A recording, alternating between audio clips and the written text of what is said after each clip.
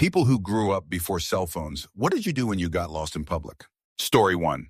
If you were driving with my dad, a big debate between mom and dad would begin. Mom, Ben, pull into this store and ask someone. Dad, I'll find it. Mom, Ben, here's a person walking. Stop the car and I'll roll down the window, manual window, and ask if they know. Dad, I think it's left here. Mom, pull over at this gas station and ask. Dad, I think I know where it is now. This would go on and on.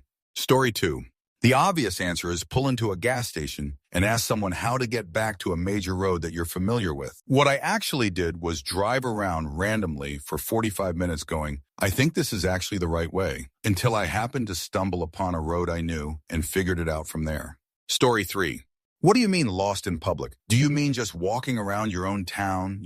People generally knew where they were and went there with purpose, which means they already knew the area, or they looked up directions on maps, or asked someone. You rarely just went wandering around without knowing where you were, without prior knowledge. If you meant like taking a drive and pulling off the road, you always had a set of paper maps in the glove box of your province and country, and you navigated based upon landmarks in the last few exits you passed. It really wasn't hard, and I never once in my life experienced a situation other than driving. When I asked myself, where the hell am I? Again, I could easily solve it by looking at my maps. Story 4. One time I got lost in the middle of the industrial park in the middle of the night, and there was literally nobody around and just an endless sea of factories and warehouses to navigate through to find a bus stop. I roughly knew my location relative to the airport, and so I looked up into the sky and I watched the airplanes a little bit, and I saw that they were all going and coming from one spot, and I knew I had to walk away from the airport to get towards the bus stop I needed, and I eventually found the bus stop and made my way home.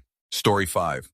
Would literally just go home. I would use our landline to make plans with my friends for the next day. We would plan to meet 4 p.m. at X place. Usually it would work out, but I remember once my friend didn't turn up, so after about half an hour of waiting, I left and took the bus home. My mom would always have a meeting place if we got lost. For example, if we went to an event or royal show, the Australian version of a fete or fair, she would pick a landmark, and if we got lost, we would go there and she would meet us. Thankfully, we never got lost, but that contingency was always in place. Even in simple places like big shopping malls, Mom would be like, okay, if you get lost, go to Wendy's and I'll find you there. And driving, we used road map books called the road directory. I distinctly remember pulling over on the side of the road to read the directory multiple times for a basic 20-minute drive if it was to a suburb we were unfamiliar with. Story 6. Once I went to a Monster Jam with my family, and they were in line for the bathroom. I went to take a peek at the trucks because they were cool. When I turned around, my family was gone, so I found a police officer. My family just went back to their seat without me.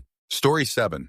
Not exactly answering your question, because I read a map like it's my job. I never got lost, but in a similar vein. My parents always wanted to know exactly where I was going and the route I was going to take to get there. I literally had to call them from a payphone if there was a change of plans, otherwise they'd take my car away. I got stranded once because my tire blew out and the shredded bits wrapped around the axle. My friend was with me. I was her ride home. We were coming back from a party at a friend's house, and we're in the middle of nowhere, Arizona, literally out in the desert. Seriously, it was dark. We could hear coyotes, dirt road, middle of nowhere. Our friend lived on what we would now call a prepper's homestead. My carpool friend was freaking out about how nobody was going to find us until the morning and basically hyperventilating, talking about how we were going to die. Literally starts like confessing sins. Meanwhile, I'm checking my watch going, all right, it's now 15 minutes past my curfew. My mom is spitting mad and my dad is telling her to calm down. Okay, now it's half an hour after my curfew. My dad is putting on his shoes and my mom is picturing me dead in a ditch. All right, we are 20 minutes from your house and that's 5 minutes from my place. So my dad should be here in about 10 minutes. 15 minutes later, my dad pulls up in his truck with his tools and the dog. My time was off because my dad took the time to let the dog pee first. My dad told me it was a good thing I was actually broke down because my mom was having kittens, and if I was just late,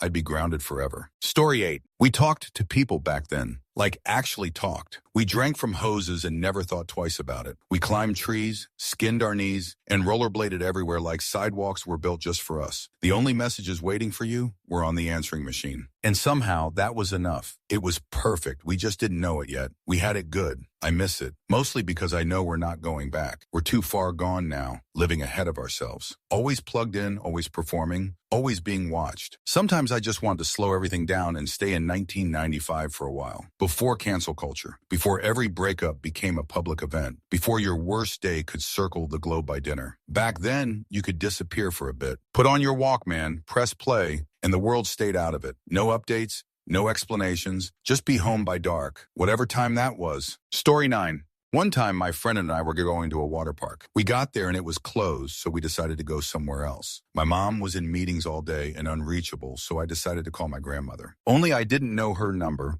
so we stopped at a Pizza Hut, borrowed their phone book, and then borrowed their phone so I could call her to let her know where I was going. Story 10. We would leave the house much better prepared to explore new places and paid careful attention to exits and signs. Even without phones, we didn't get lost frequently. And if so, we just asked for help. For navigation, there would be large, difficult-to-fold maps from Chipotle and road atlases. Then it was either a clunky windshield-mounted Garmin or a printout of turn-by-turn directions from MapQuest. With the former, it was always a game of how much I could trim off the ETA. Current technology is far superior calculating arrivals. Story 11.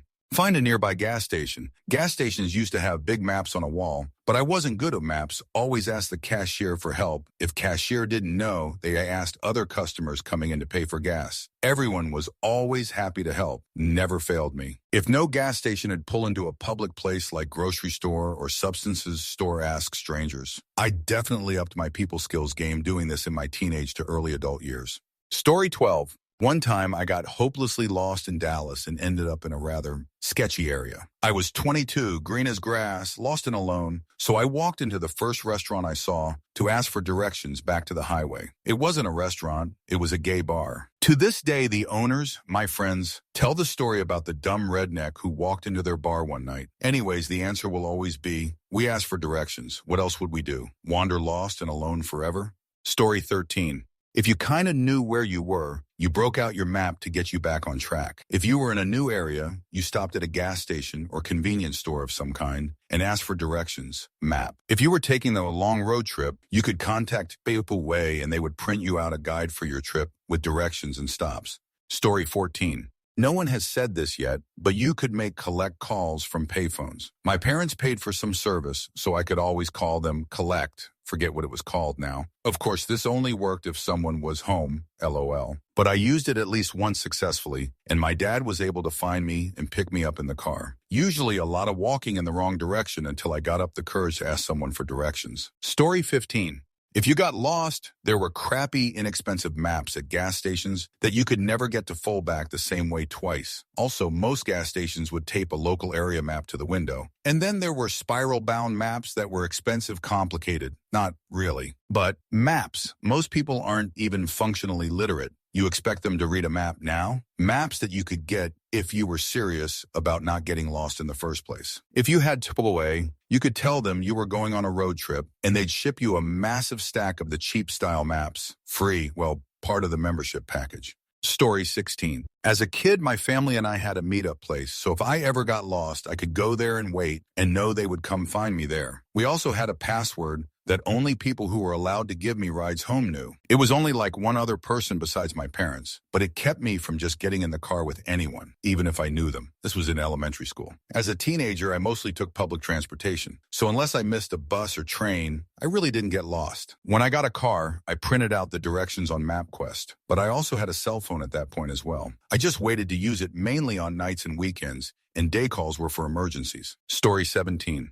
I'm in my 30s and I've had a phone since I was 13, but I've never liked relying on GPS. If I get lost, I figure it out or ask people just like my mom used to do, rolling down the window and asking for directions until we got where we needed to be. I still do that sometimes. GPS isn't always accurate, and navigating on my own helps me learn and remember places better. When I travel, I might use GPS the first time for orientation, but after that, I know the route like a local. It keeps my brain engaged. Relying too much on technology isn't always a good thing. Story 18. I remember back in '02, I fell asleep on the subway in NYC. I was working multiple jobs, but I lived in Long Island and always parked my car in Queens and drove home from there. So I fell asleep, standing BT Boo, woke up and saw a sign that said Roosevelt. So I got off. I walked up the stairs and saw brownstone buildings. I had no clue where I just ended up. I had a flip phone, classic Samsung. Sony called my dad. He told me I went to Roosevelt Island and had to figure the subway out to get back to Queens. I remember thinking that the flip phone was such a great piece of tech. I was able to call someone who knew about New York and could tell me where Jay was at least. I am happy tech has come so far that nobody can really ever get lost again. But I also miss the old days. Story 19.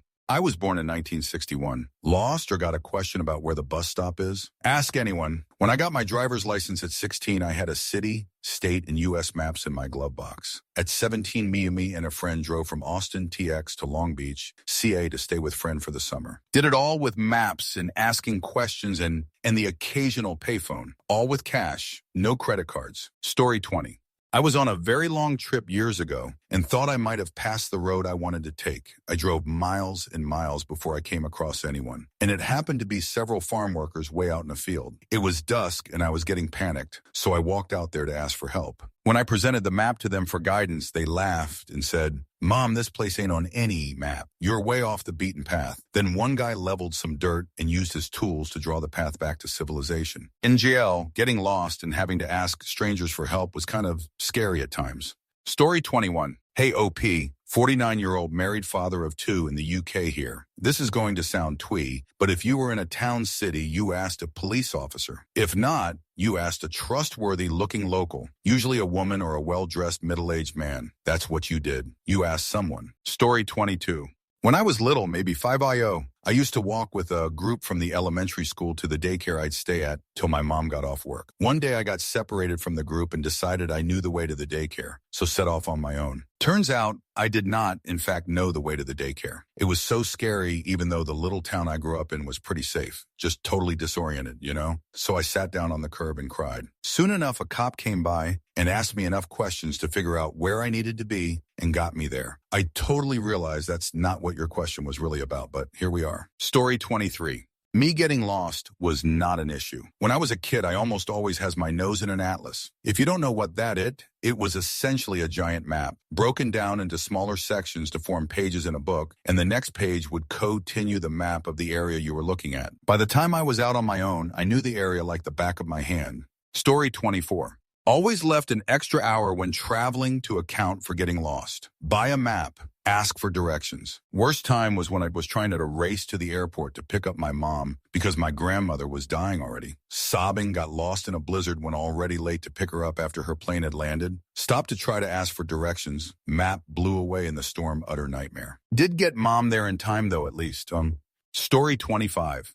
Hey pal, how do I get to town from here? And he said, well, just take a right where they're going to build that new shopping mall, go straight past where they're going to put in the freeway, take a left at what's going to be the new sports center, and keep going until you hit the place where they're thinking of building that drive-in bank. You can't miss it. And I said, this must be the place. Story 26. They were really good at using road maps, and somehow people got around with, you know, the old video camera repair shop? Yeah, the place next to the guy you could rent movies from. So it's down the street from that 2 more buildings. Up until his passing, my dad would give directions to anyone over 60 this way, and they all understood. Story 27. In a large city, for example, I grew up in Houston, Texas, you could navigate to some extent by just a vague familiarity with the layout of the city and the posted signs. For example, I knew where I was going was roughly to the west of the Beltway. I could follow the signs to get me towards the west side in the Beltway, then follow more signs to get me in the vicinity of the right exit, then look for signs towards the correct neighborhood. I would have written down any more detailed directions for the smaller streets before I left the house by looking at a map or talking to someone from the area. Pre-cell phone, there was also MapQuest, which was a website that gave directions. You could print them out or write them down and take them with you. You also carried a paper map. You could stop and ask directions at a shop, usually a gas station, or use a payphone to call someone that you knew the number for to get directions.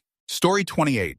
Well, here's the thing. When you don't rely on your phone for GPS directions, you are forced to learn where things are and how to get there. Before a road trip, I would pull out a map and look where I wanted to go, and write down major turns, but it would give me a mental picture of where I was going. Then when you get lost, you pull out the map, see where you are, and then plot your way to the destination again. If I was just walking around a city and got lost, I'd ask someone. Story 29. When I was little, every time we went to an amusement park, as soon as we walked in, we would set up a meeting point for anyone who got lost at some obvious location like a fountain or iconic building. Sure enough, I got lost once and I went straight to the fountain. Waited there a few minutes and the rest of my family found me. Story 30. I got lost at the zoo once when I was about 12. I tried to find someone to drive me to the tigers, which is where my family was headed when we got separated. The worker gave me creepy vibes, so I jumped out of the little four-wheeler thing mid-ride and found my way back to the last place I saw my parents. I sat there and cried for I don't know how long until my mom found me. Story 31. We knew the names of all the roads. We were used to telling people and getting directions to get everywhere. You have a doctor appointment and you've never been there, the secretary would give you directions. Take 90 west for about 20 miles to Hubert. Take Hubert south 2 miles and there's going to a little dip, then a fork in the road. Stay left, it's about 2.5 miles on the right. If you see 2 silos, you passed it up. So when you get lost, you stop at the gas station and ask them where the doctor's office is. Oh, honey, you must have missed the street or went the wrong way at the fork. Turn around, head north on this road for a mile or two, and it'll be on your left. Story 32. Got lost while driving? Ask for directions or consult a map. Got separated from friends at an event, like a concert or festival? When you arrived, you'd plan a meetup place to go if you got separated. Just did that recently, actually, when I traveled to Europe with my mother, and she didn't bring her cell phone. Story 33. Like as a person, I kept looking for the party I was with. In the car, Atlas, in the city, stop at a store and ask the people there. I bought a motorcycle and bent shift pedal and didn't want my dad to see it and ask questions. So naturally, to hide my mistake, I took it to the shop we bought it from and asked them to bend it back, repair it. I got lost on my way there and had to stop at an AutoZone because I was going to a mechanic. Sounds natural to me that they would know. They did. I found it, got it fixed for free, rode home. Father was none the wiser. Story 34. How to interact around other groups. There's a reason we socialize dogs at dog parks, but we don't do it for ourselves. Tyson's quote is to the extreme, but he kind of has a wider point with social media, made you all too comfortable with disrespecting people and not getting punched in the face for it. Story 35. Never traveled overseas without a map, asked directions. I remember we used to draw basic maps for people. In Australia, we had excellent street directories, Melways, Sidways, etc. Except for Queensland, theirs were shoot. People were always willing to offer directions, especially if someone looked lost. Story 36. You had to ask someone for directions. We got around a lot on walk down that a ways until you see the school, then turn left. Go all the way until you see the corner store with the crooked tree, then turn in the direction of the beer store, walk a kilometer or two, and it'll be on your left. Story 37. Growing up in urban Illinois, Rock Island County, you knew what city you were in by the changing color of the street signs. Smaller numbered avenues meant you were going east. Smaller numbered street meant you were going south. The southern limit was the Mississippi River. 20 miles by 10 miles was plenty of unsupervised roaming on my Schwinn Stingray in the 1960s. Story 38. Kind of related? I was born in 1972. At about age 4, I started going with my dad on road trips to see family, maybe 3 a year, all around the Midwest. He always brought a Rand McNally road atlas. By about age 7 or so, I could navigate for him by reading the maps. He also taught me basic math by asking me to calculate, in my head, the distance to the next exit by reading a sign and checking the mile markers. To this day, I catch myself still doing this. Story 39. When going to theme parks and stuff, when I was a kid in the early to mid-90s, we would designate a meetup spot to go to. If we got separated somehow, or if we got separated in a store, we were supposed to go to an employee and ask for help so they could page our parent on the intercom. Story 40. The instruction was, when you noticed that you were lost as a child, was stop, sit down, don't look lost, don't go anywhere with strangers. If anyone tried to get you to go with them, run. I got lost at the zoo. Lots of people tried to help. I just said no thanks and waited until I was found. I was probably in kindergarten or first grade. Forgot about that. Weird, I remember where I was too, by the old Big Cat building at the Detroit Zoo. I think it's a restaurant now. Story 41. We'd stay out until the street lights came on, and they'd light our way home. Actually, most 7-Elevens would have a rack of ADC maps, WDC burbs, and you'd look through them and memorize your way to the destination. If you didn't have one in your car, glove boxes were full of folded maps for venturing on a larger scale. Story 42. Reminds me of a unique incident that happened to my buddy and I while vacationing in Europe in the early 90s. We were walking down the street in Berlin looking for a certain restaurant for lunch. Couldn't find it, so we asked a young woman near us for directions. She steered us to the restaurant. Fast forward 2 weeks later. After touring Europe for 2 weeks, we are back in Berlin looking for another restaurant or something. Couldn't find it. Saw a young woman nearby. Asked her where it was. Then we all looked at each other and went, OMG, we talked 2 weeks ago. It was so crazy. Story 43. This happened in Europe in the early 90s. I was a minor, not even 16 yet, won concert tickets for a very big show in another city. The radio station that had the raffle put me and my mom in touch with another family whose daughter won the raffle as well. She was also a minor. And we found out the girl had cousins in that city. Our parents put us on a train, and the cousins met us at the train station at our destination in the morning of the day when the concert was to happen. Evening comes and we all go to the concert. We were a group of over 10, mostly minors with only a few over 18. Somehow me and the girl got lost from the group and couldn't find her cousins after the concert. We had no phone and neither knew their address, but we knew details on where they lived. Ended up at a local police station, and they called in a patrol that took us to where her cousins lived based on our description on how we got there from the train station. It was a wild night. We got back home to our parents safely the next day. Story 44. Cried until a cop found me and brought me back to my dad, LOL. I remember getting lost on the interstate the first time I ever drove my car at 15. I pulled over to a gas station and asked directions to my house. The cashier was like, "Where TF is that?" I had to keep thinking of nearby places that were close we may have in common until he was like, "Oh yeah, get on I-10 and take this exit, etc., etc." I had to be like, "No, listen, tell me." Like, I literally don't know angering at all. I have literally no idea what words you're saying. Took me 2 hours to get home. That was 20 minutes away. Good times, LOL.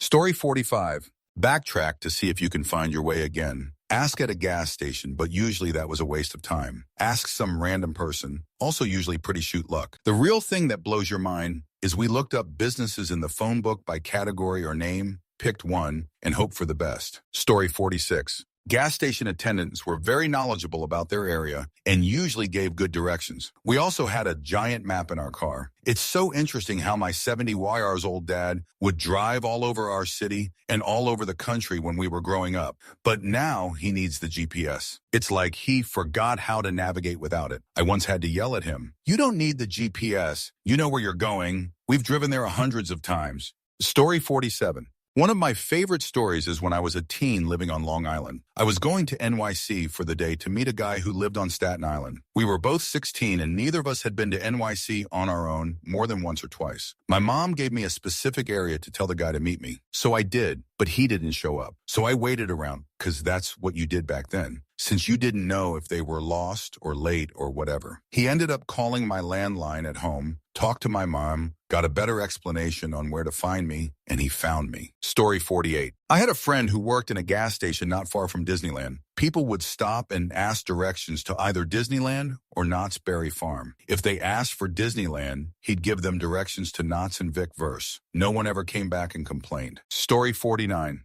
If I was driving, I would stop and ask for directions, or if in a more rural area, pull into a gas station and look at the map books. If I was walking, I'd find the nearest bus shelter and look at the map. TBH, I had to do this more than I ever thought I would. I wandered far and wide back in the day. Story 50.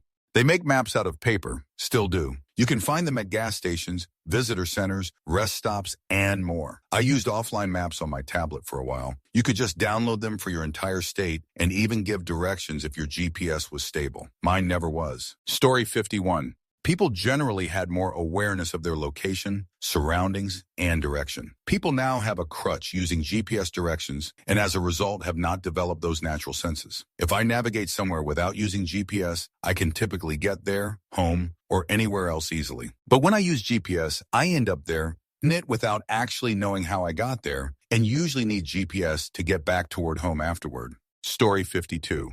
Do you men lost while driving and following directions? You backtrack if you can until you find your mistake, or stop and ask directions, usually at a gas station. Or do you mean separated from a group family at an event? Kids were taught to find a police officer or someone in charge. Or if you had someone who liked to plan for such things, you'd pick a meeting place. If you get separated and can't find anyone you know while we're in Disneyland, just go to the castle. Story 53. I got lost so many times as a kid. A stranger brought me to a small police station, and I was piffed up when my teacher came to make a report about a lost child. Overseas school trip too. Other times I've learned to go to the security counter in malls. Once I climbed a tree in an outdoor space so my family could see me. Story 54. When I was 6, I got lost in a Toys R Us. I was crying and some ladies brought me up getting to the employees. They couldn't understand what I was saying when I was saying my mom's name, so they just stuck me on the intercom and I kept calling her name until she finally came up front and got me. Story 55. As a kid, I would go to the customer service desk at a store and tell them I was looking for my parents. And they would say over the intercom, "Tim or Kathy, your daughter is looking for you. She is at the front desk." Nowadays, apparently get arrested if their kid was looking for them in a store. Story 56. Y'all gonna think me nuts, but the first time I was in San Francisco in 2005, my boyfriend and I got stupid lost. We wanted to go to the pier, but were lost somewhere in the heart of the city. So I remembered what my dad taught me from growing up in the bush. When lost, seek higher ground. So I found the nearest tall building, walked in, hopped an elevator as high as it'd let me, then just looked out the window, saw the ocean and was like, okay, Emma, go that way. The looks I got. All these people in suits looking at this idiot teenager peering out the windows going, there's the darn water. Went back outside. My boyfriend told me I was insane for even going in there, but I knew the direction we needed to go, so I didn't see the problem. And so that's the direction we walked. We eventually got there. It was a long walk. Should I mention, I'm a Yukoner. Story 57. I remember driving cross-country 20 years ago with nothing but a MapQuest printout to go meet the girl I'd been chatting with online most of my senior year. Somehow I managed to share the story with just about anyone who would listen, basically all senior citizens, and everyone was so helpful. Just follow us all the way across Mississippi. I'll guide you up to 20 miles outside Dallas. Of course, if I were in my early 20s doing that trip today with the same story, I'd just vlog about it and get paid. Story 58. I was a teenager before cell phones got popular. One day I caught a bus home. It was the wrong bus and it took me across the city. I had to bum change to call my mom from a payphone to ask her to pick me up. It took her a while to find me in the bus station because we couldn't communicate. Cell phones make everything so easy. Story 59. When I got my first car, I was given a road atlas and a compass. I had to use it a few times. Figure out where you are, road signs, then look up the cross streets in the atlas, find the right page grid square, and then figure out where you want to go. Trace a path on the map, remember the turns, and off you go. Use the compass to orient yourself so you start off right. Try not to look at the map while driving. Story 60.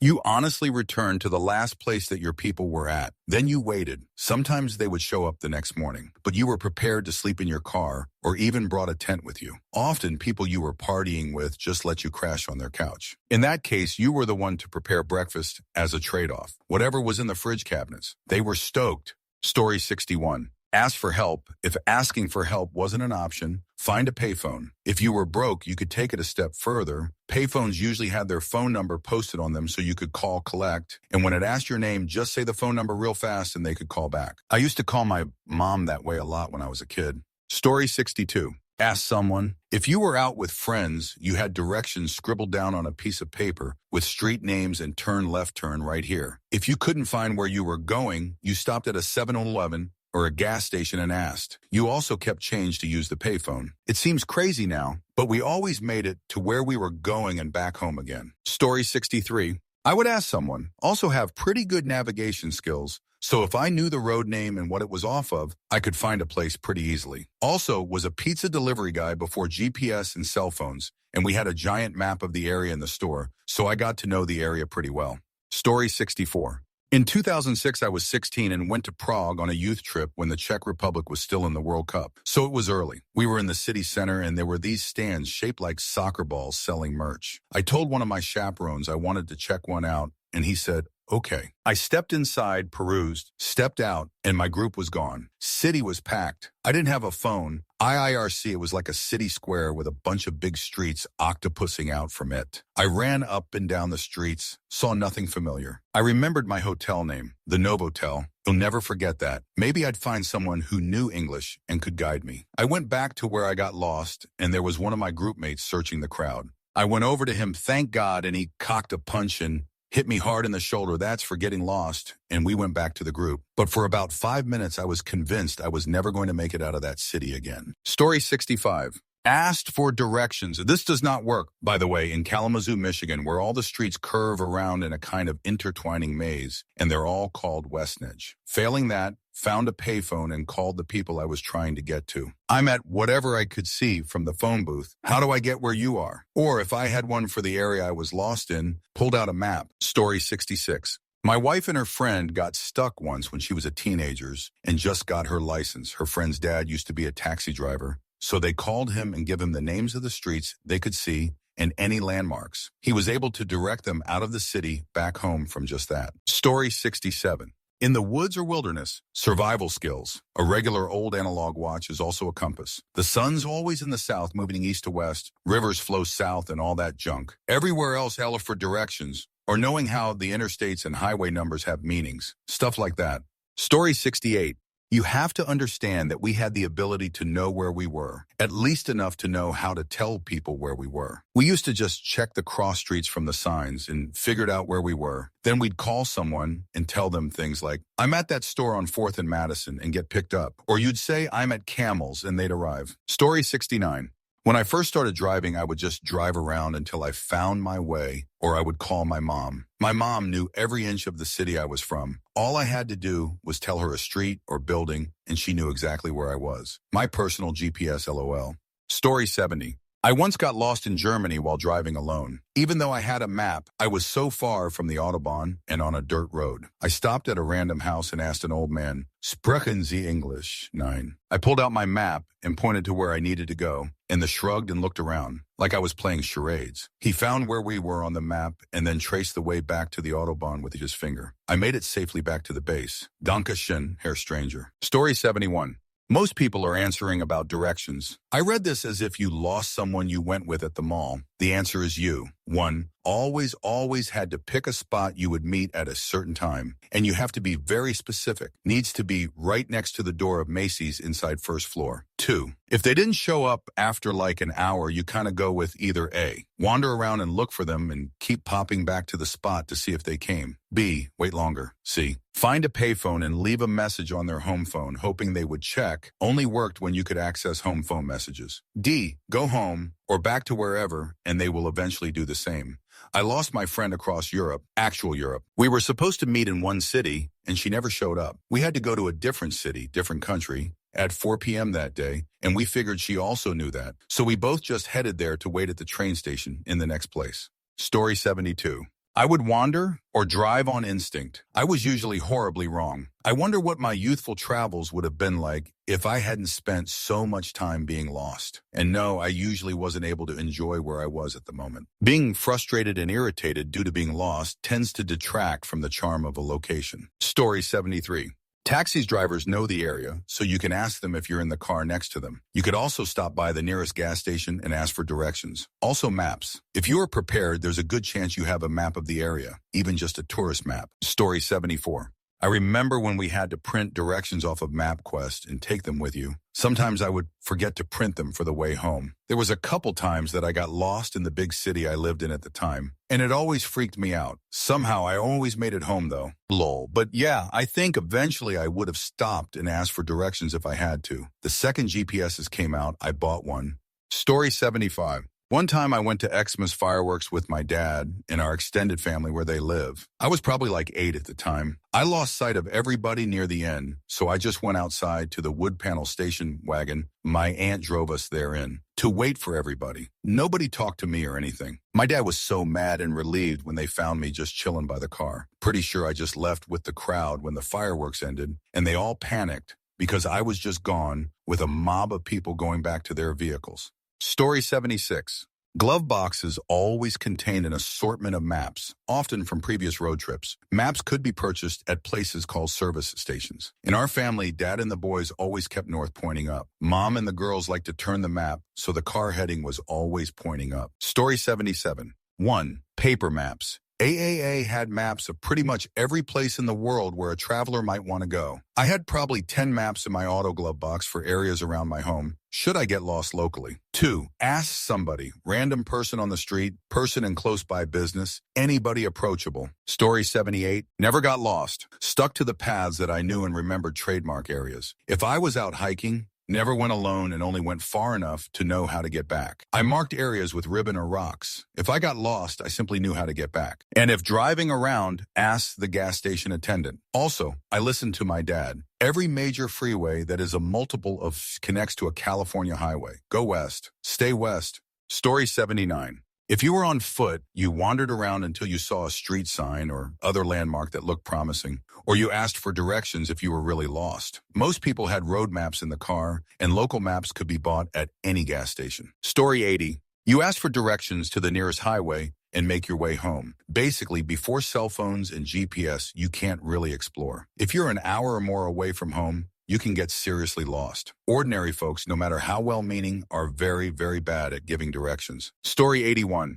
I actually just got my phone back in August, so I haven't been able to really get any directions. Back to the question, how'd I get around? Whenever I'd be on a drive, I'd memorize the street names directions. Living in one city your whole life also helps with this. Story 82. You asked, and it was funny when you needed to ask someone parked next to you and your windows are rolled down, so homeboy looks into your car and sees you leaning way, way over to roll down the window. Excuse me, can you tell me where the entrance to the freeway is? I lived in a big city where it was normal to ask for directions to an address too. Story 83. If you were driving, pull over and ask for directions. Gas stations, as many people said, but pizza places that deliver were also good. If you were in a mall or store, you would set a designated place to meet up if you were meeting someone or if you were separated. Story 84. Before Garmin's came out, I had a book of maps for 2 counties. Prior to leaving my house or the office, I'd look up the city, street, and write the directions turn by turn. Sounds so archaic now. I did purchase a Garmin within 6 months and a big old flashlight to see house numbers. Story 85.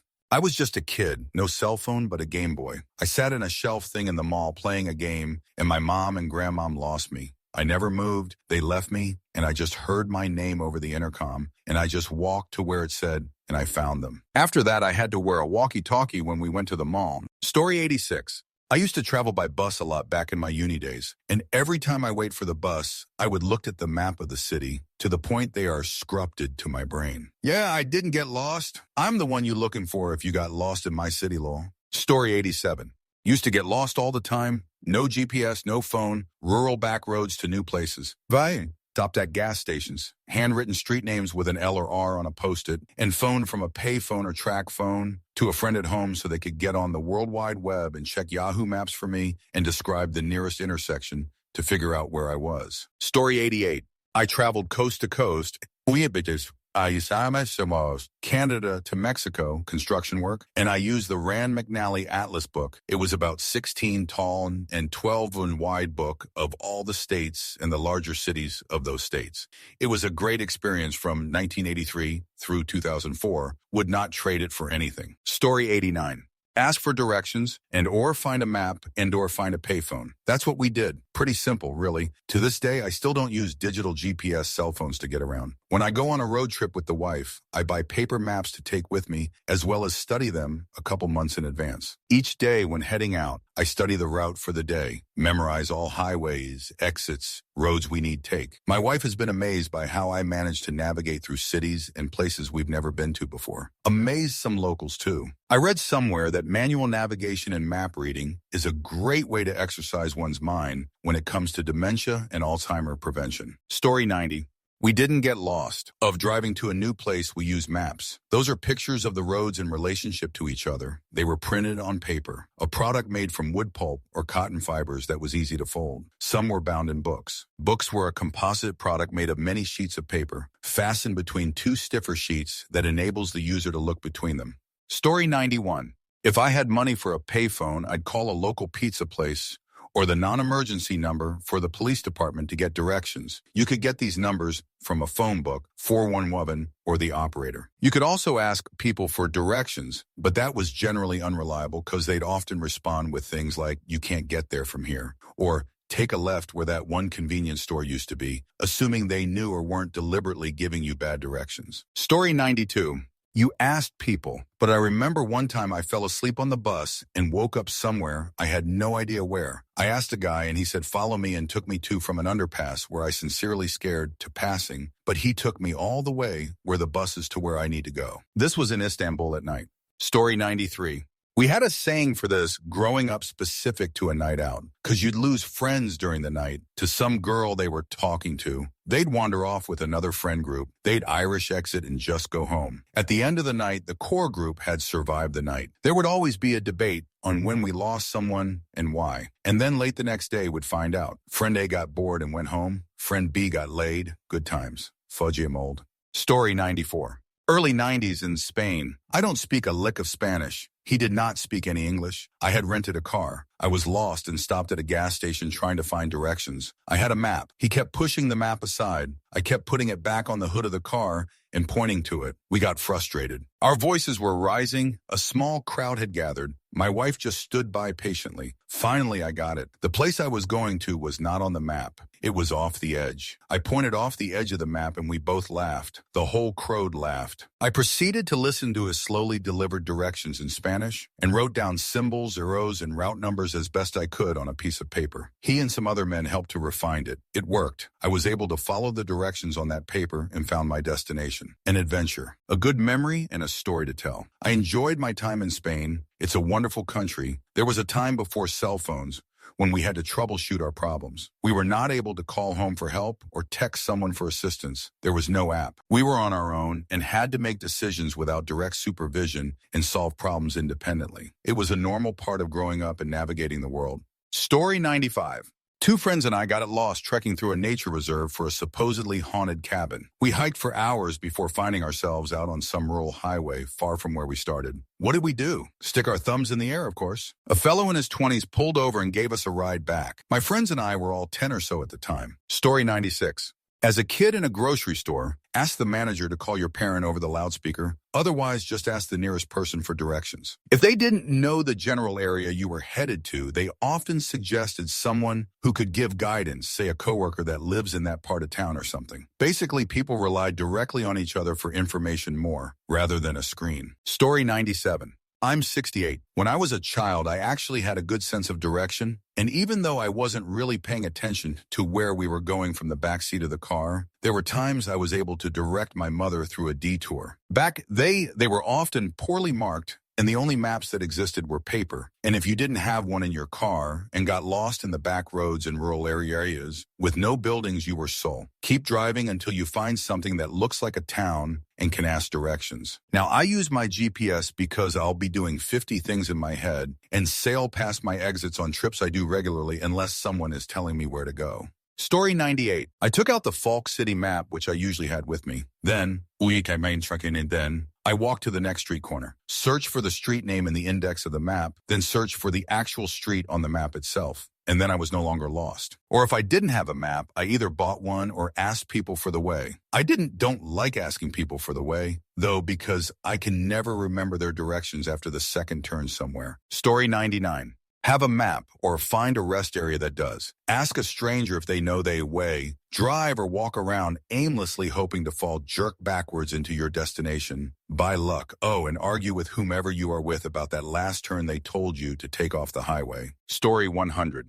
Use a physical paper map. Ask someone for directions, often at a gas station, or use a payphone to call someone. My dad kept an entire atlas in the backseat of his car with maps of the whole U.S. I did the same when I first started to drive, though I didn't have a car at all for most of my early adulthood. I was a late adopter for smartphones, so there were years when I used a flip phone and an iPod Touch. The iPod Touch could do just about anything the iPhone could do, but without a service plan, I'd have to find a McDonald's or Dunkin' Donuts just to get on the free Wi-Fi to look something up. Story 101. Interact with people. I forgot my phone in the rental car in another country at a place very important to me. Never been there. Probably won't get to ever again. That was 6 months ago. I was panicking and someone let me borrow their cell and I was so grateful. Got my phone back 20 minutes later. I would do the same for anyone else. Story 102.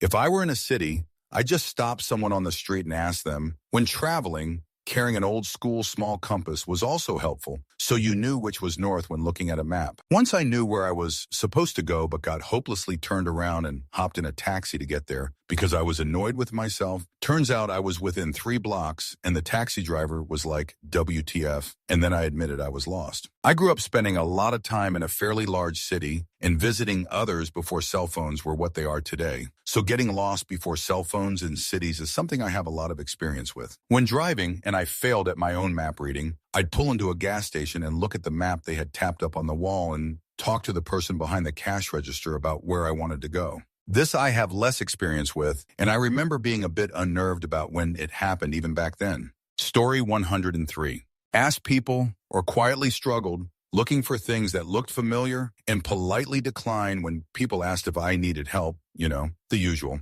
There was also collect calls phone booths, but you got to talk fast and know phone numbers by memory. Businesses and places also had landlines too. Story 104.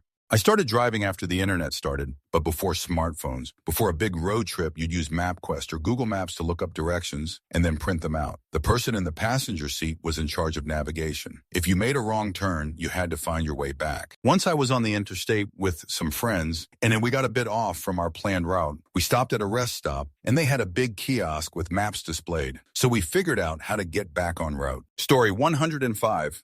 It depends where you got lost. It would usually be in the mall or a store because we got distracted and wandered, so we'd find the closest employee or go to the front where customer service or the cashiers were. They'd make an announcement. If we got lost outside, we'd go to the closest store or ask a grown-up to help. We could easily do this with minimal fear since I grew up in the 80s. Our parents didn't know where we were at all during the day. After school, we'd get home, drop our backpacks, then head out until dusk. Story 106. I didn't get lost in public. We had these paper things called maps. You would learn the main streets in the area and let them guide you. If you missed your turn or found a dead end, you took a closer look at the map, or your friends gave you directions. Turn right on Colfax. When you see the red brick library, go to more blocks and turn by the pine tree, etc. I still do not use my phone to give me directions. I only use the Maps program to alert me to traffic slowdowns and the way around them. Story 107.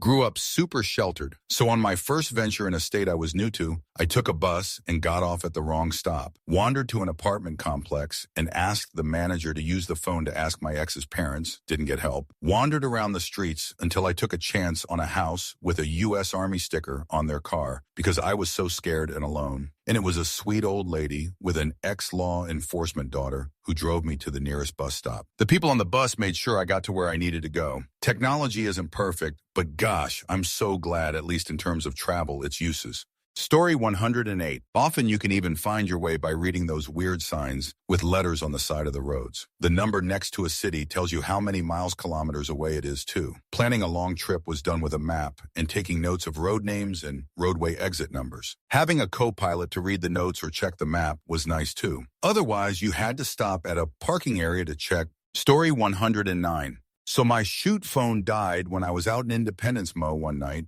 and I didn't have a charger, and it was before cars had screens, let alone navigation. I got back to Lawrence K's solely by driving west towards the lights of KC until I hit a highway I could get on, and navigating from there until I was on roads I knew. Easy peasy. Story 110. Ask someone for directions. Worst case scenario, you could always call someone on a payphone. Call collect if you had no money. Call the police if you were really, really lost with no car and it didn't look like you wouldn't be able to safely get home that night. Mostly just children would get that lost. In a car, follow the road signs and try to stay on the interstate or other well-known highway. If that didn't work, then stop at a gas station or roadside hotel and ask for directions back to the interstate. If I didn't already have a map of the area, then I would buy a map at a gas station. A couple times I remember my parents pulling up next to a cop or taxi driver and asking them for directions, or they would just ask someone that looked like a local. It was pretty socially acceptable to ask random people for directions, especially if the area was known to be confusing. People would often reply, "Oh, don't worry, People get lost in this area all the time when you thank them. Then came MapQuest. It also wasn't that common to take back roads or go somewhere out of the way for no reason. If you did, it wasn't unusual to just stay at the nearest roadside motel for the night if it was getting late. Story 111. There was a lot more mental mapping. You paid attention to landmarks, street names, which way the sun was. If you messed up, you retraced steps or found a public place to ask for directions. It forced you to stay present in your surroundings. Getting lost wasn't a crisis, just part of being out in the world. Story 112. We used to joke about how men didn't know how to ask for directions. I recall sitting in the car with my family while my dad refused to stop and ask for directions when he couldn't find someone's house or street, and my mom harassing him to stop. And then finally he would stop at a gas station to ask, "If I was alone, just walk around until you see something familiar." One time at 6, I got lost on country roads at night trying to drive home. I had a car phone where it cost 1 musmin to use in emergencies. After 10 minutes trying to figure it out, I called my parents and they tried to help me find a road or house I recognized. Story 113. If you were too proud to ask for directions or too much of an introvert, you would look at the street corner, find a phone booth, hope there is still a map in the phone booth. If not, rinse and repeat until you find a phone with phone book with map. You then identify where you are and find where you want to go and navigate from there based on streets. If you are in your car, you have a road atlas of your state in the glove box and likely national road atlases. If you are entering an area you've never been before, you stop at the first gas station across the border and get a map. Story 114. If I knew the general direction of where I was going from where I was physically located, example, I know I'm somewhere near Boston and I need to be in a town on the New Hampshire border, I just drive north until I found a city or connecting highway I was familiar with. I also had a huge map book that lived in my car. All towns in eastern Mass and New Hampshire. Drive until you find a sign that says something like "Welcome to Waltham," then figure out what street you are on, find that city street on the map, and then map your route home. I'm pretty sure I had some roads highlighted. Story 115. Look for the landmarks visible from far away. For instance, I lived in Seattle for a decade or two. If I got lost, I could see the mountains and the water, and know if I was going more or less parallel to both of them, I would be heading north or south depending on which direction they were for me. Use the cardinal direction to lead me to the nearest major road that I knew that I could use to determine my position and direction, either home or towards where I was going. Also a paper map in the glove box of city streets, because sometimes you get really lost. And learn how roads and city blocks work. Then as you travel about more and more and start talking side roads, you develop a good mental map of where everything is. Story 116. For Americans, the interstates made travel pretty easy for large-scale travel. It simplified things down to a few major highways between cities. Combine that with a road atlas and navigation is pretty manageable. Once you got close to your location, you would either have directions from the person you are trying to reach, or you could always stop and ask at a local place. For really rural places, maps and trust. Sometimes you'd be going down a dark country road for a long time, and you just have to trust that there's the cabin you want to find at the end. Story 117. I vaguely remember right before the smartphone boom, I was riding back with my sister and her boyfriend at the time from North Carolina to Pennsylvania, and we didn't have any sort of GPS, just MapQuest directions. Around 8-ish at night, we realized we were lost, and we stopped in a strip mall trying to get help. He knocked on a store door that just closed, and the employee was scared due to him being the size of stereotypical Marine. To be fair, he was in the Marines at this point. We eventually found our way back, but it took some convincing of employees we weren't trying to rob them and were legitimately lost. Story 118. We always knew about where we were, so we'd just go in a direction and eventually got to a road we knew, or at least where that road led to. Where I lived, if you went far enough in any direction, you would either hit a main road or you'd hit a beach, then you could easily find your way from there. Worst case, you'd walk up to someone and ask. Story 119. I got lost in Atlantic City without a cell phone and had to find my way back to a hotel that I didn't know which town it was in, and I also didn't know what hotel it was. I was also on 14 hits of LSD, and somehow I ended up making it back. I sat in a bus stop for over an hour in the not nicest area, witnessed all sorts of things I don't want to think about really, like this huge bloated water bug, saw a taxi drive by, and I jumped out of my seat and chased it down the street. I eventually gave him enough context clues that he was able to solve the mystery and bring me to my abode. Sorry, what was the question? Story 120. I was a child during that era, so it was drilled into me to go to security or find another mom and ask her for help. There was one time I wandered away from my mom in a store, I think it was Walmart, and they paged me over the speakers. I got super excited that the big store voice knew who I was, and an employee walked me back to my mom, who was understandably upset. If it was outdoors, like walking home and getting confused, my parents taught me to look for a house with kids' toys in the yard and ring their doorbell. Luckily, that one never happened to me, but it's good advice nonetheless. Story 121. As others have said, stopping for directions and maps were go-tos. It also offered that people just didn't get lost as often. Partially because people didn't used to drive as far, you really only shopped at the stores in your town, and partially because not getting lost was a more important life skill than it is now. It's the same reason that we're also better at remembering phone numbers and addresses. Story 122.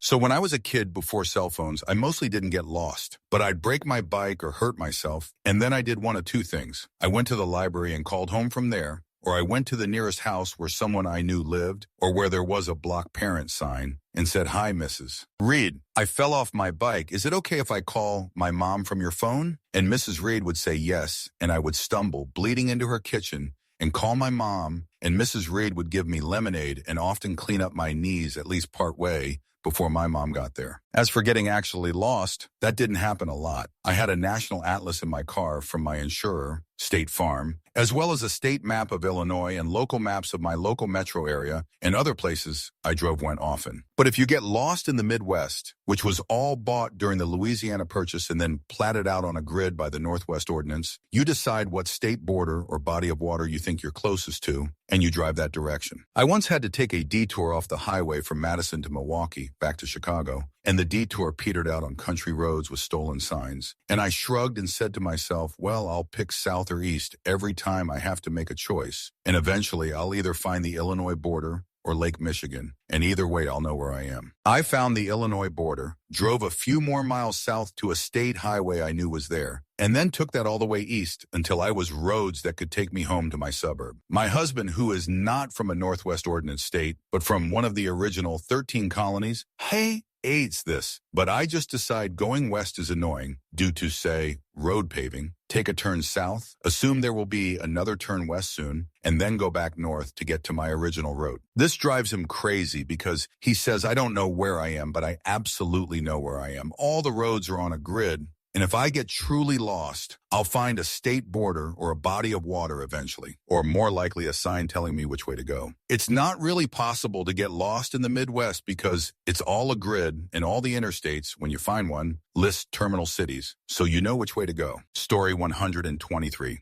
Driving? I always had a road atlas. My folks always had one, and it was used all the time, so I naturally did as well when I got my first car. Maps were always a nightmare to deal with. Sometimes I picked one up from a local gas station if I needed a more detailed local info. Story 124. Also, you guys are funny. My parents had me sitting in the front seat reading the atlas and handing them the toll change when I was 8, so I would learn to read a map. I think they mostly knew where we were going, but they wanted us to learn to read the map